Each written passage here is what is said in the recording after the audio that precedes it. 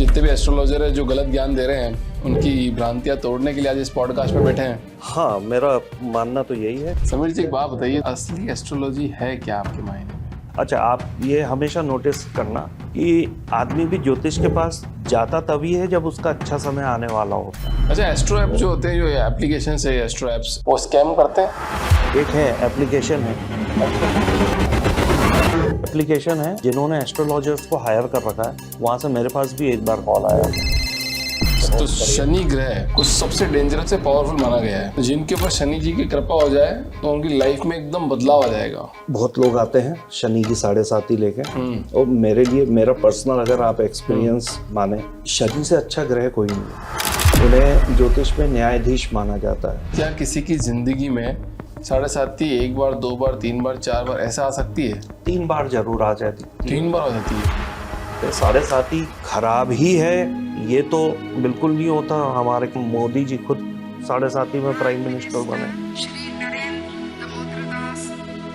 तो आज इंडिया में हर जगह पे अलग देवी देवताओं की पूजा होती है। तो कलयुग के अंदर कौन से देवी देवताओं की पूजा की जाए, ये लोग इतना सर्च कर रहे हैं ना, पूछो मत।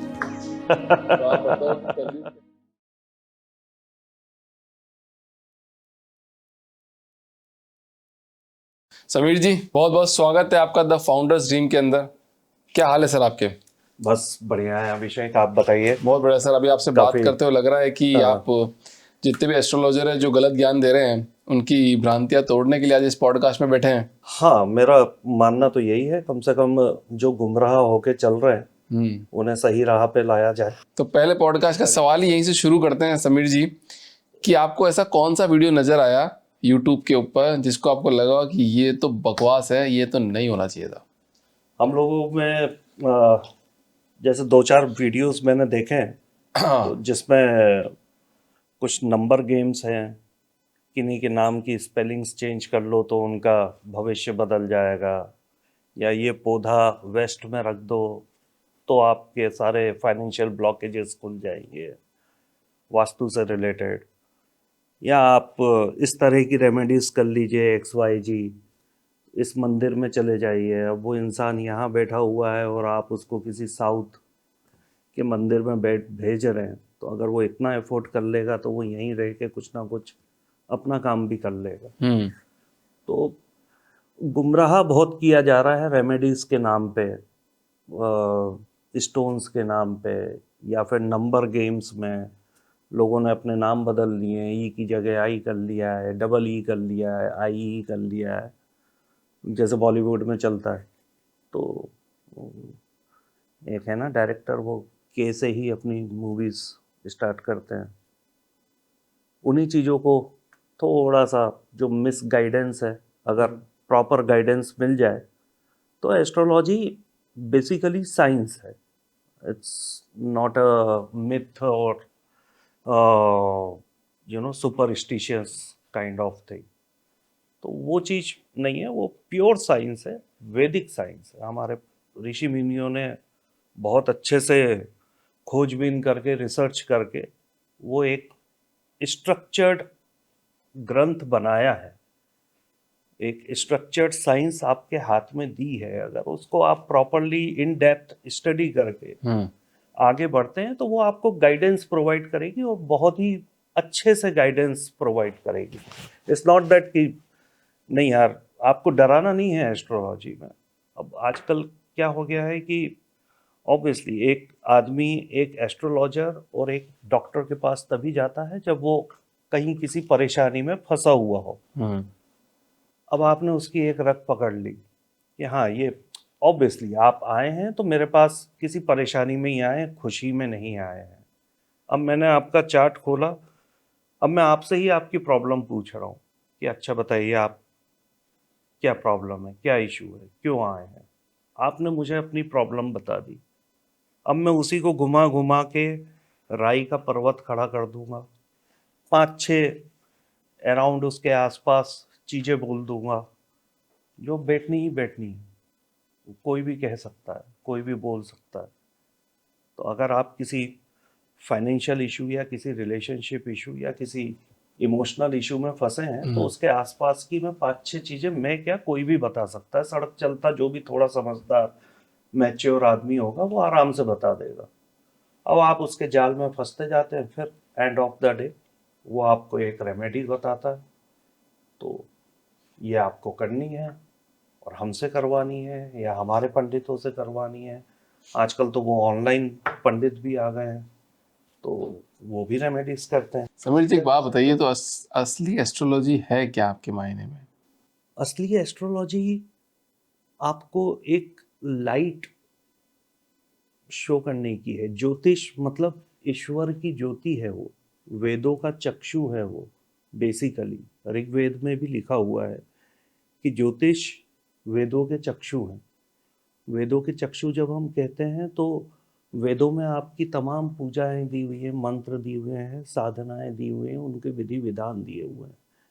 लेकिन उन्हें करना कब है, किन नक्षत्रों में करना है, किस मुहूर्त में करना है, किस दिन करना है, वो सब आपको ज्योतिष से ही आपको पता चलेगा। ज्योतिष आपको गाइडेंस प्रोवाइड करवाती है कि एक, अगर मेरे सामने एक चार्ट खुला हुआ है तो मैं सामने वाले इंसान को समझ पा रहा हूँ कि वो अब तक किन किन रास्तों से चल के आया है और इस टाइम पीरियड में, इस फेज में वो किस रास्ते पे चल रहा है।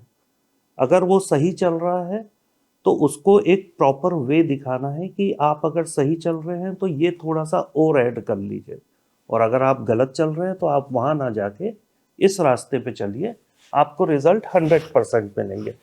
साथ में एक स्पिरिचुअल गाइड रहती ही रहती है, एक स्पिरिचुअल एनर्जी अगर हर इंसान के साथ लगी रहे तो वो उसको काफ़ी हेल्प करती है दैट वे। तो बेसिकली एस्ट्रोलॉजी, अगर आप पूछें कि क्या है और किस तरह से काम करती है, एस्ट्रोलॉजी में 3 पार्ट्स हैं।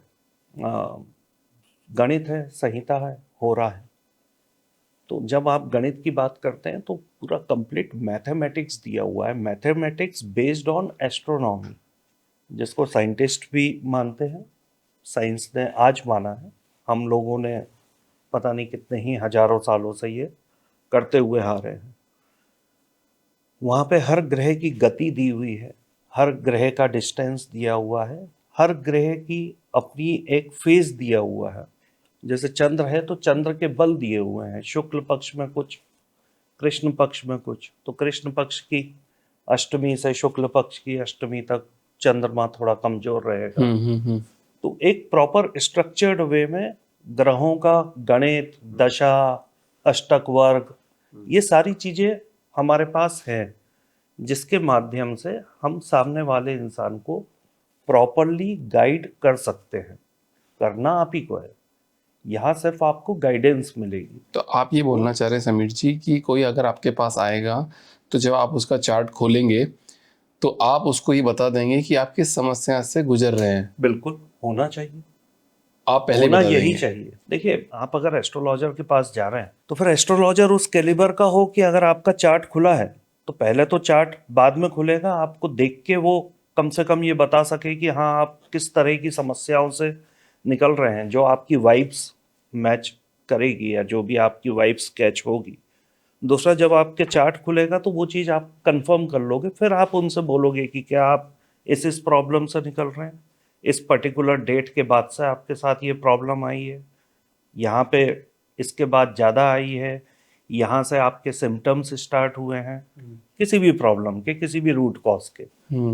उसके बेस पे फिर आप स्टार्ट करेंगे तो एक प्रॉपर गाइडलाइंस मिलेगी, सामने वाले का भी विश्वास आएगा। अब सामने ही वाले ने अगर अपनी प्रॉब्लम बता दी तो मेरे लिए तो फिर कुछ बचा ही नहीं है, चार्ट की भी जरूरत नहीं। आप बेसिकली जेमिनी एस्ट्रोलॉजी में भी काम करते हैं? नहीं, मैं पाराशर में ज़्यादा करता हूँ, जेमिनी उसका पार्ट है। पाराशर क्या होता है? मैंने तो पहली बार नाम सुना अभी। तो पाराशर एक्चुअली बेस है एस्ट्रोलॉजी का, ठीक है। स्टार्ट पाराशर से ही होती है। जेमिनी भी वहीं से निकली हुई है कि पुत्र हैं, तो ये वंशावली चली आ रही है। भृत, पाराशर, होरा शास्त्र, ज्योतिष की गीता है, और उसी को पढ़ के हर कोई ज्योतिष करता है। तो जेमिनी उसका पार्ट है, आप ये समझ लीजिए एक अनदर वर्टिकल ऑफ एस्ट्रोलॉजी। क्या इसको ऐसे बोल सकते हैं कि कोई गणित पढ़ाता है, गणित सीख गया पढ़ना और गणित का टीचर बन गया और वो बच्चों को पास कराता है 10 12 11 12 और आगे पास कराता है, तो ये जो पाराशर है, जो अपन जिन शास्त्र की बात कर रहे हैं, वो अभिषेक व्यास या अभिषेक व्यास जैसे कोई भी आदमी पढ़ ले, उसको समझ ले, तो वो भी लोगों को गाइड करके आगे बढ़ सकता है। इतना सिंपल है ये? इतना सिंपल नहीं है। देखिए, नॉलेज एक बुक से लेना हाँ, अलग चीज है, प्रेडिक्ट करना एक अलग चीज है। एक प्लेनेट के कम से कम नहीं तो 1000 सिग्निफिकेंस है।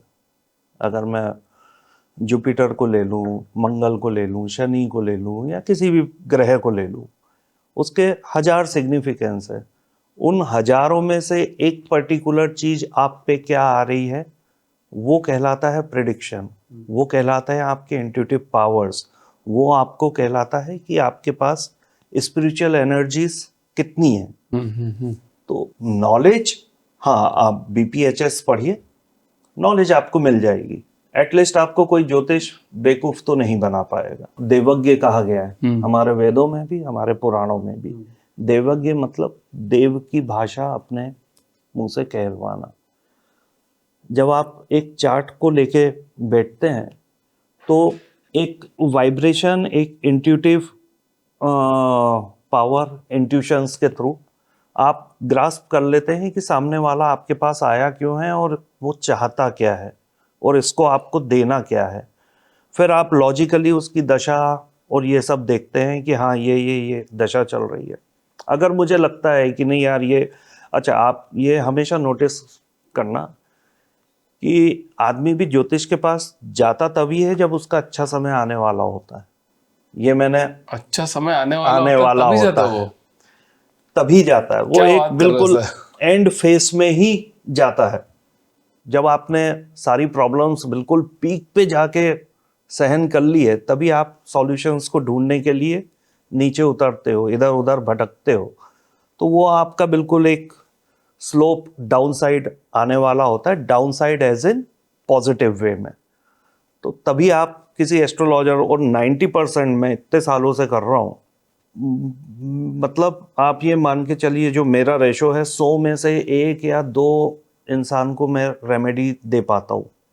बाकियों को यही कह पाता हूँ कि भाई तू 1 महीने 4 महीने जहाँ इतना सहा है, 3-4 महीने और पेशेंस रख ले, सब सही हो जाएगा। और ये मैं आपको व्हाट्सएप पे दिखा सकता हूँ, जितने भी लोग हैं। देखिए, रेमेडीज अगर हैं उसमें कोई डाउट नहीं है, रेमेडीज हैं, काफ़ी हैं, लेकिन आपको ये भी मानना पड़ेगा कि जो भी रेमेडीज हैं, अगर हम सनातन वे में चल रहे, हाँ ये टोटके वगैरह तो अलग चीज़ हो गई, लेकिन जो प्रॉपर रेमेडीज हैं उनका अपना एक प्रोसेस है। वो आज के समय में एक इंसान के लिए करना थोड़ा सा मुश्किल है, थोड़ा टाइम टेकन प्रोसेस है, और उसमें उतना पेशेंस होना, मतलब ऐसा नहीं है कि ओवरनाइट आपने कोई मिरेकल हो गया कि आज आपने ये वाला रेमेडी की और कल आपको हाँ जिंदगी चेंज हो गई।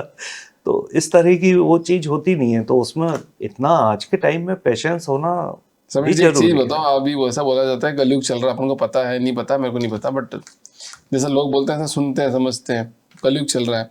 तो आज इंडिया में हर जगह पे अलग देवी देवताओं की पूजा होती है, तो कलयुग के अंदर कौन से देवी देवताओं की पूजा की जाए, ये लोग इतना सर्च कर रहे हैं ना, पूछो मत। तो आप बताओ कि कलयुग के अंदर कौन से देवी देवताओं की पूजा की जाए। हाँ, आजकल पे तो यूट्यूब पे नए नए देवी देवता काफी आ रहे हैं, और यहाँ तक कि इतनी गुप्त विद्याएं यूट्यूब पे इतनी आसानी से बताई जा रही हैं कि अगर वो नहीं थी, ये गुप्त रही नहीं है, गुप्त रही नहीं है। और अगर वो आदमी एक मतलब थोड़ा सा भी इन्फ्लुएंस होके अगर वो घर में करने बैठ जाए तो उसका नेगेटिव इफेक्ट 100% है। तो जहाँ तक बात कलयुग में देवी देवताओं की है, तो हाँ, हमारे शास्त्रों में, हमारे पुराणों में ये इंडिकेशन दिया गया है कि आप किन किन की आप पूजा करें। बाकी तो आपकी अपनी श्रद्धा है, सबके अपने अपने इष्ट हैं। आप शिव जी की भी कर सकते हैं, विष्णु जी की भी कर सकते हैं। जो आजकल है ना बिल्कुल इंस्टेंट कॉफ़ी वाली चीज़, कि बहुत जल्दी आपको पता चल जाए किसी चीज़ के लिए, तो आप हनुमान जी की कर सकते हैं, भैरव जी की कर सकते हैं, माँ काली की कर सकते हैं।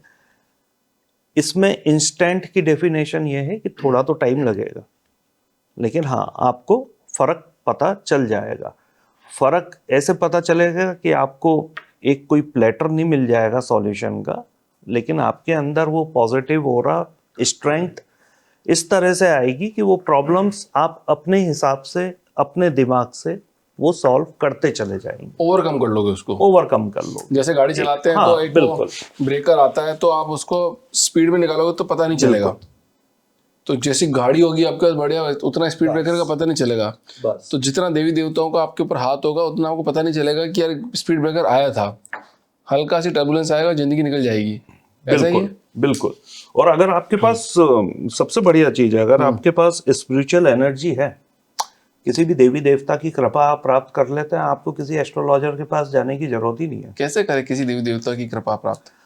देखिए थोड़ा तो मैं समय, देखो, जब मैं देखता हूँ आपको, मैं आपको एक बात बताता हूँ, देखिए इंसिडेंट बताता हूँ पहले मैं आपको कि भैया मैं जब लोगों को देखता हूँ ना, बात करता हूँ, इतने पॉडकास्ट करता हूँ मैं, दिन में 4 पॉडकास्ट रिकॉर्ड कर रहा हूँ, तो मुझे ही फील होता है कि यार इस बंदे पे ना मतलब तो भगवान की तो कृपा है। तो मैं तो हाथ जोड़ लेता हूँ यार, मेरे को दिख ही जाता है कि इसने कुछ करा हो नहीं करा हो लाइफ में, बट मेरे को लगता है कि यार भगवान ने दोनों हाथों से इसको ऐसे दे रखा है।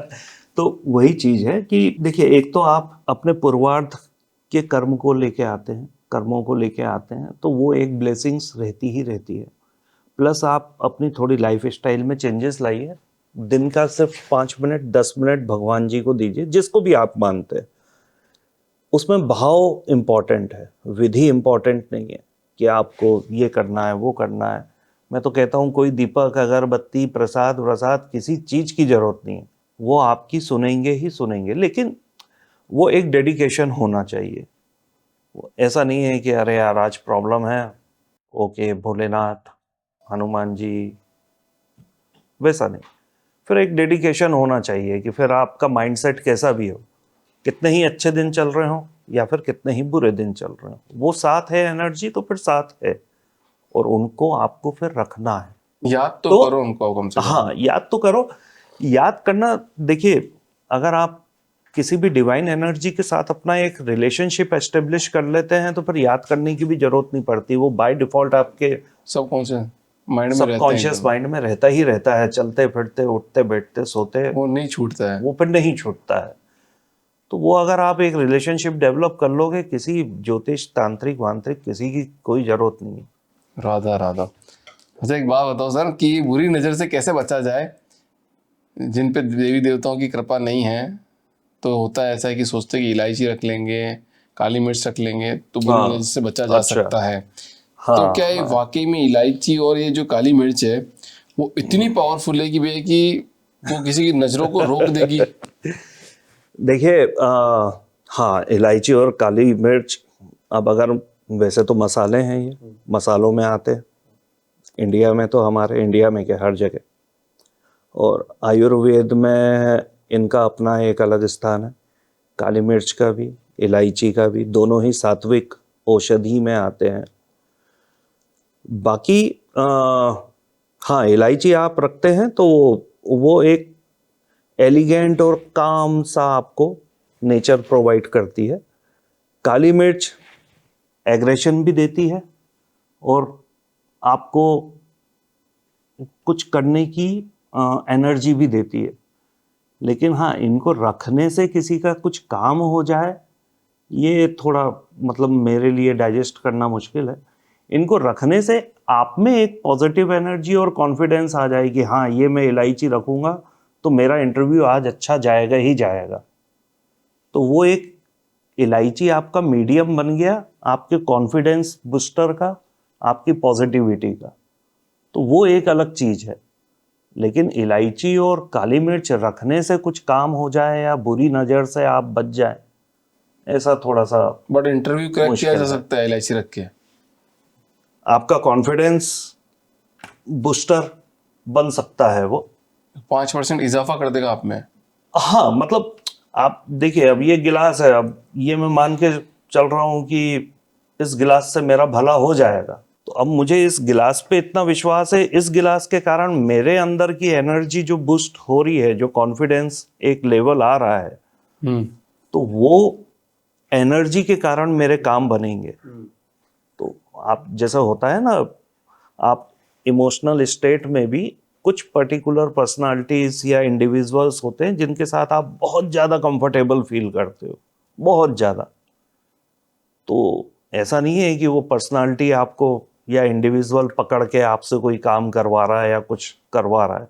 आपका अपना माइंडसेट उसकी प्रेजेंस और उसकी वाइब से चेंज हुआ है, तो वो काम आप फिर कर रहे हैं। तो ये जो मोहित ने काला धागा पहन रखा है पाँव में, इधर नीचे दिखाना, तो ये इससे इसकी एनर्जी बढ़ रही है कि इसको बुरी नजर से प्रोटेक्ट कर रहा है वो काला धागा? अब ये तो यही बताएंगे, लेकिन ये जनरली हनुमान जी और भैरव जी के मंदिर में बांधा जाता है 99%। और बाकी डिपेंड करता है कि आप किस माइंड सेट के साथ वहाँ जा रहे हैं। लेकिन अब ये किसी का विश्वास भी है, किसी की श्रद्धा भी है। अगर उसका विश्वास और श्रद्धा उस धागे में है तो उसका अपना एक ऑरा चेंज होता है, पॉजिटिव होता है। लेकिन वो पूरी तरह से 100% बची जाए। चलो यहाँ तक आई गए तो शनि देव की बात भी कर लेते हैं अपन। हाँ, बहुत तो बढ़िया। शनि ग्रह को सबसे डेंजरस और सबसे पावरफुल माना गया है। हाँ। तो जिनके ऊपर शनि जी की कृपा हो जाए तो उनकी लाइफ में एकदम बदलाव आ जाएगा, और नहीं हो तो भी बदलाव आ जाएगा। देखिए, बहुत लोग आते हैं शनि की 7.5 लेके, और मेरे लिए, मेरा पर्सनल, अगर आप एक्सपीरियंस माने, मेरा पर्सनल क्या, वैसे भी शनि से अच्छा ग्रह कोई नहीं है, प्लेनेट कोई नहीं है। उन्हें ज्योतिष में न्यायाधीश माना जाता है। शनि शनि मतलब धीरे धीरे चलता है, वो धीरे धीरे रिजल्ट देता है। लेकिन जब वो रिजल्ट देता है तो वो एक स्टेबल रिजल्ट देता है, एक स्टैटिक रिजल्ट देता है, वो ऊपर नीचे नहीं करता है। तो शनि से डरने की जरूरत नहीं है।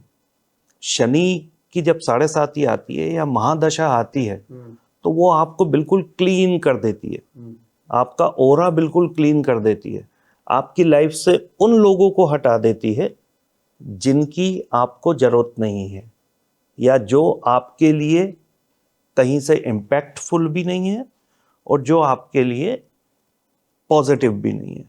वो उन सारे इंडिविजुअल्स, एनर्जीज, उन सबको हटा देती है। लेकिन हाँ, हम इमोशनल, हमारा जो स्टेट रहता है वो उस पर दुखी होता है। शनि एक्चुअली उसका काम क्या होता है कि आपको है ना एक जगह पे गिरा गिरा के वो खड़ा कर देता है। और जब वो खड़ा करता है और जब वो देने पे आता है तो वो परमानेंट देता है, टेम्परेरी कुछ नहीं देता। वो चीज आपके साथ पर जीवन भर रहेगी। कैसे पता चले क्या कि शनि भगवान की, पहले आप शनि भगवान आपको गिरा रहे हैं, अभी आपको खड़ा कर दिया? सबको मिलता है, सबके ऊपर होता है ये? सबके ऊपर होता है। 90% केसेस में ये सबके ऊपर होता है। किसी की 7.5 बहुत बेकार जाती है, लेकिन लास्ट में वो कुछ ना कुछ देके जाती है। लेकिन जो वो देके जाती है वो फिर परमानेंट देके जाती है, एक स्टैटिक स्टेबल चीज देके जाती है। आप क्या डिजर्व करते हैं उसके हिसाब से। ऐसा नहीं है कि आपने सोचा करोड़पति बन जाऊं तो करोड़पति बन जाएगा, अरबपति बन जाऊं तो अरबपति। जो आप डिजर्व करते हैं, जितनी आप मेहनत करते हैं, शनि मेहनत का फल आपको देता है। धीरे देता है लेकिन देता है। जितनी आप मेहनत करते हैं उसके हिसाब से वो आपको फल देता है। शनि नेगेटिव कहीं से भी नहीं है, और बल्कि कोई भी प्लेनेट वैसे देखा जाए तो नेगेटिव नहीं है। आपके अपने कार्मिक बंधन है जो आप लेके आए हैं, तो उसके हिसाब से ही वो सारी साइकिल चलती है। किसी की जिंदगी में 7.5 1 बार, 2 बार, 3 बार, 4 बार ऐसा आ सकती है? 4 बार तो थोड़ा सा मुश्किल है, 3 बार जरूर आ जाती है। 3 बार आ जाती है? 3 बार जरूर आ जाती है। 30 साल में 30 साल। ये तो राम जी को ये 14 साल का वनवास मिला था, तो आप आम आदमी की जिंदगी में तो 21 साल बता दिया आपने। 21 साल नहीं, 30 साल। और 30 साल तो बता दिए। 7.5, हाँ। तो अगर आपके बचपन में एक 7.5 निकल चुकी है, तो मिड एज में करीब आएगी, और फिर एक आएगी 60-65 में, थर्ड। तो थर्ड 7.5 ऐसा माना जाता है कि वो निकालना थोड़ा सा मुश्किल होता है इस बॉडी में। मतलब वो लेके ही जाती है, अगर किसी के आ गई तो। आप प्रैक्टिकली भी सोचिए ना, 30-30 साल के डिफरेंस पर 90 साल, मतलब वो 70s 80s में एक आदमी के आ रही है। चलिए मैं मान के चलता हूँ, आज मैं पैदा हुआ, जब मैं 7.5-8 साल का हुआ तो मेरी फर्स्ट 7.5 चालू हुई। तो अब वो दूसरी आएगी मेरी 40s में, फिर तीसरी कब आएगी 70s में। तो फिर तो तो आदमी की obviously- किस्मत ही प्रारब्ध ही खराब है पूरे। नहीं, मतलब 7.5 तो आनी ही आनी है ना, हाँ वो तो आनी ही आनी है, ऐसा तो है नहीं, क्योंकि वो चंद्र राशि पे आपके डिपेंड करता है। तो जैसे अभी मीन में आया है शनि, मीन के ऊपर। मीन के ऊपर आया है, तो मीन वालों की चल रही है, मीन की बीच का ढैया चल रहा है, और मेष वालों का पहला ढैया चालू हो जाएगा। मतलब उनकी 7.5 चालू होगी सबकी, चालू हो चुकी है। तो खराब है वो। नहीं, खराब क्यों होगी? तो अब देखिए 7.5 में भी अगर आप थोड़ा सा और डीप में जाते हैं तो उसमें भी है ना, चरण होते हैं, स्वर्ण पाद है या लोह पाद है या चांदी का पाद है, उसके हिसाब से भी आपको रिजल्ट मिलते हैं। शनि आपकी कुंडली में किस जगह, किस पोजीशन पे और किस तरह से बैठा हुआ है, उसके हिसाब से भी आपको रिजल्ट मिलते हैं। 7.5 खराब ही है ये तो बिल्कुल नहीं होता। हमारे कितने ही प्राइम मिनिस्टर हैं वो 7.5 में ही प्राइम मिनिस्टर, मोदी जी खुद 7.5 में प्राइम मिनिस्टर बने, हाँ। इंदिरा गांधी 7.5 में प्राइम मिनिस्टर बनी है। ऐसा है। तो 7.5 में कितने ही लोग ऊपर उठ गए, और वो ऐसे बने कि अब हट ही नहीं पा रहे। इंदिरा गांधी भी ऐसी बनी कि वो हटना मुश्किल हो गया था। तो अच्छा, ग्रह नक्षत्र, ऐसा बोला जाता है ग्रह नक्षत्र हमारा भविष्य तय करते हैं, सब कुछ एस्ट्रोलॉजी के अनुसार ग्रहों के अकॉर्डिंग होता है सारा। तो अगर किसी को अपनी डिजायर विश पूरी करनी हो और उसको तुरंत रिजल्ट मिले, तो उसके लिए आपके पास कोई उपाय है कि वो डायरी में ऐसा कुछ लिखेगा या ऐसा कुछ करेगा तो उससे उसकी सारी विश जो होगी पूरी हो जाएगी? वो इंस्टेंट कॉफी टाइप, हाँ या हाँ, बिल्कुल, इंस्टेंट कॉफी टाइप, या 2 मिनट में कॉफी मैगी बन गई। हाँ, एक महीना ले लो चलो आप, कि कोई ऐसा लिखवा दो। हाँ, 1 महीना आप कि दे 1 दो, महीने में तो हो ही जाएगा 1 महीने में आप दे दो। विश के ऊपर डिपेंड करता है। हाँ। लेकिन उसके साथ उसको एक, अगर हम कुछ साइकिल बताते हैं, कुछ विधान बताते हैं, तो वो उसको डेडिकेशन के साथ करना पड़ेगा, रिजल्ट 100% मिलेगा।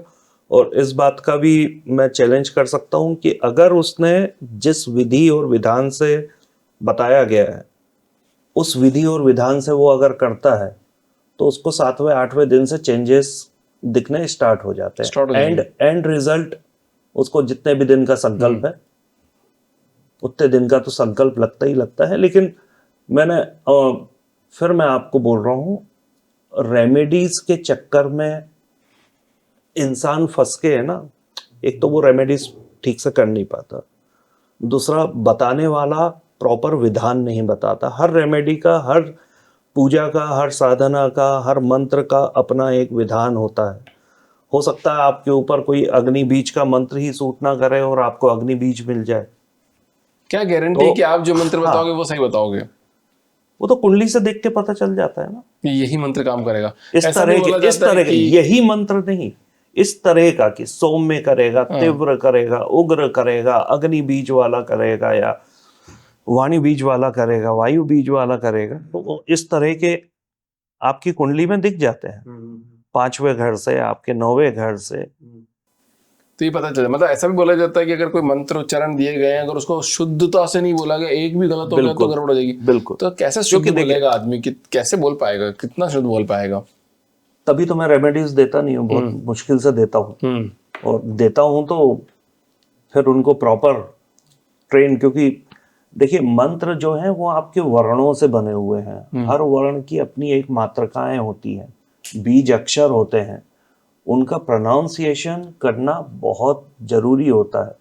तो अगर मकार को भी ले लिए तो 5 प्रकार के तो मकार हैं हमारी हिंदी और संस्कृत वर्णमाला में, तो उसका आज के समय में शुद्ध उच्चारण करना बहुत मुश्किल होता है। एटलीस्ट जैन जी जो जनरेशन अभी चल रही है उसमें तो संस्कृत दूर दूर तक नहीं है, हिंदी ही दूर दूर तक नहीं है। हमने तो फिर भी थोड़ी बहुत पढ़ी है। अच्छा, वो मंत्र संस्कृत और हिंदी।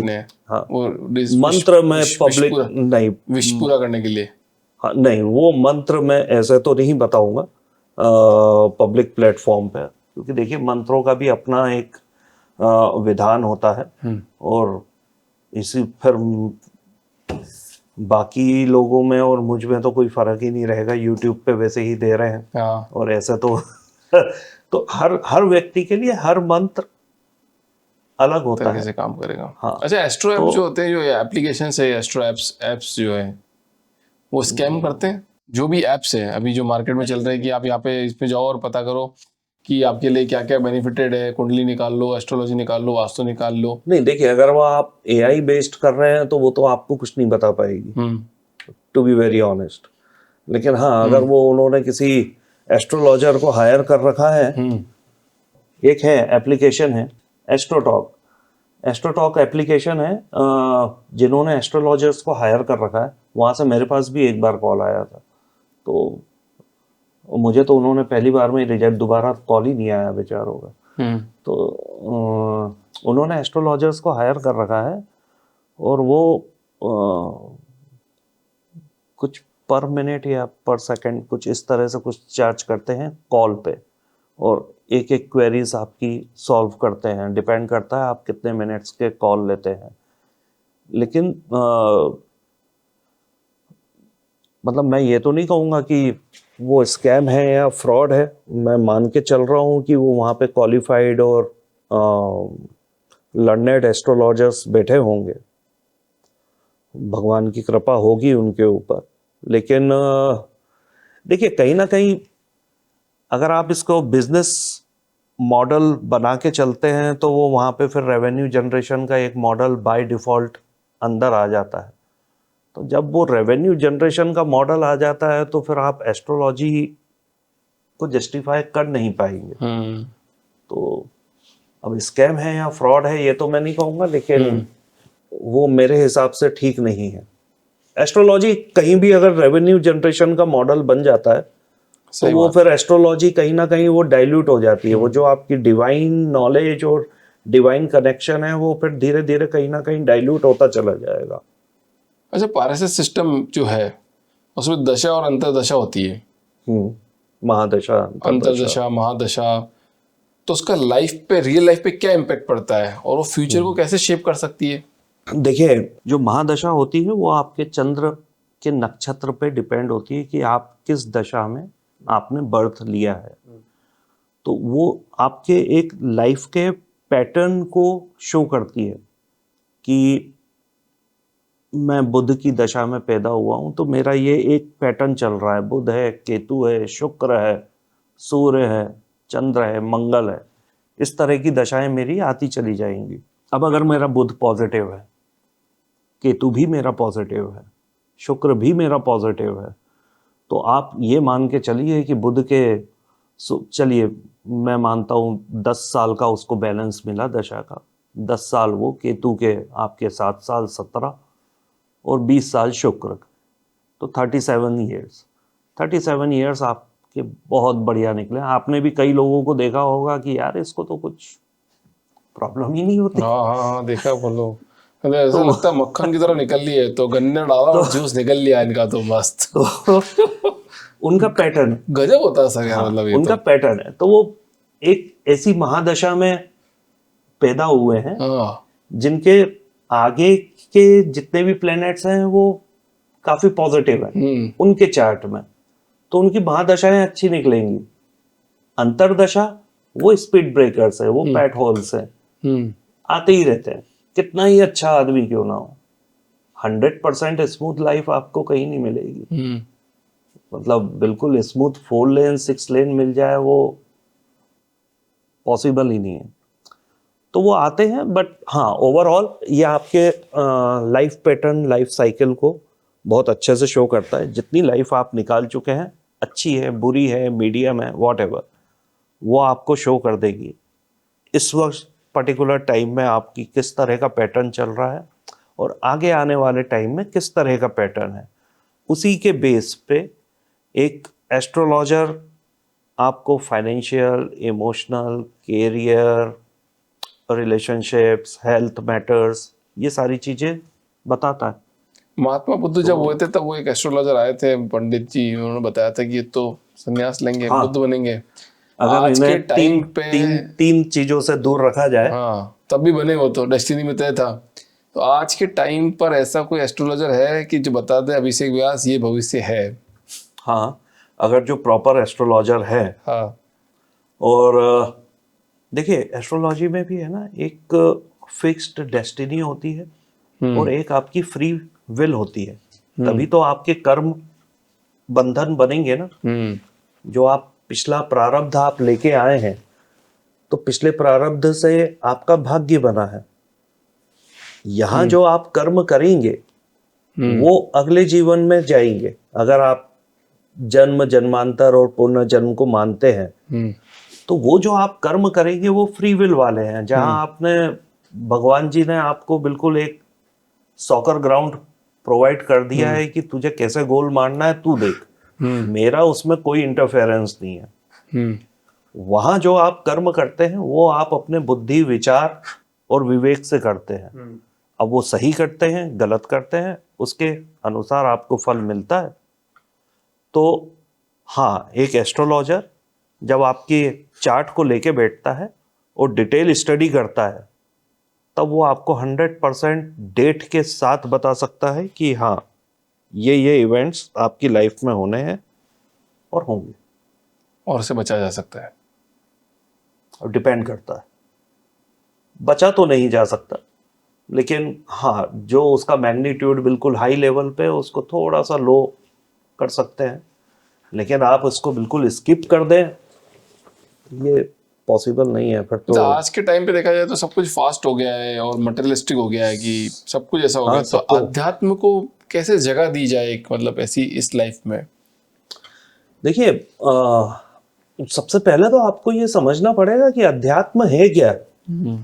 अध्यात्म का मतलब सिर्फ मंदिर में जाके पूजा पाठ कर लेना, या संन्यास ले लेना, या पहाड़ों पे जाके या तीर्थ यात्रा कर लेना, इन सब का अपना अपना एक अलग महत्व है, अपनी एक अलग जगह है। एनर्जीज मिलती हैं, हर फ्रिक्वेंसी दूसरी फ्रिक्वेंसी को मैच करता है, लेकिन ये हर कोई नहीं कर पाता। तो अध्यात्म का मतलब, अगर आपका लाइफ में इतना टाइट शेड्यूल है, और अगर आप मतलब 10 दिन में अगर आप ये भी सोच लें कि मैं जो कर रहा हूं वो क्या सही है, उसी क्षण आप ये समझ लीजिए कि आपके अध्यात्म की शुरुआत हो चुकी है। आपके इनर कॉन्शियस ने आपको जगा दिया है, एक वाइब्रेशन आ गई है कि हाँ, जो मैं कर रहा हूं क्या वो सही है। उसके बाद आपका लाइफ चेंज होती ही होती है, आपका पैटर्न चेंज होता ही होता है। फिर वो डिपेंड करता है कि आप पूजा पाठ में जाते हैं, आप मेडिटेट करते हैं, कुछ नहीं करते तो आप इतने बिल्कुल टाइट शेड्यूल में 10 मिनट शांति से साइलेंट होके आप अपने को ही अगर ऑब्जर्व करते हैं, तो वो भी अपने आप में एक अध्यात्म है। अध्यात्म का जो मूल रहस्य और मूल प्रकृति है, वो अपने आप को ही जानने की है, किसी दूसरे को नहीं। अच्छा, लोग ये सोचते हैं कि तंत्र मंत्र है, उनसे काफी डर लगता है लोगों को। असली में तंत्र मंत्र होते हैं आपके हिसाब से? देखिए, बाकी इसका कोई डार्क साइड है, बिल्कुल। मिसअंडरस्टूड कर रहे हैं इसको? हाँ, मिसअंडरस्टूड तो किया जा रहा है। तंत्र का डार्क साइड नहीं हो सकता। अब आप खुद सोचिए, जो विद्या शिव जी ने दी है, जो विद्या शिव जी के मुंह से निकली है, वो दी किसको है? माँ पार्वती को दी है। माँ पार्वती को दी गई थी। तो गुरु शिव जैसा और शिष्य पार्वती जैसी, वो विद्या का डार्क साइड कैसे हो सकता है? उसको कहीं ना कहीं आपने मिसयूज ही किया है ना। कई दानवों ने, दैत्यों ने, जो उन्हें वरदान मिले उनका उन्होंने मिसयूज किया, तो वो बुरे हो गए, उन्हें उनका फल मिल गया। तंत्र का भी ऐसा ही है। तो तंत्र है क्या चीज? तंत्र एक्चुअली एक टूल है। अध्यात्म में भी अलग अलग है, वाम मार्गीय, दक्षिण मार्गीय है, सौम्य है, शांत है, वैष्णव है, शैव है, शाक्त है। तंत्र भी एक टूल है उस फाइनल डेस्टिनेशन तक पहुंचने का, अपने को एक अंदर से जानने का, अपनी खुद की एक जर्नी पूरी करने का। तो उसमें आप अगर उसको कंट्रोल करके चलते हैं और वाकई में सच्ची राह पे चलते हैं, तो तंत्र से अच्छी तो कोई चीज ही नहीं है।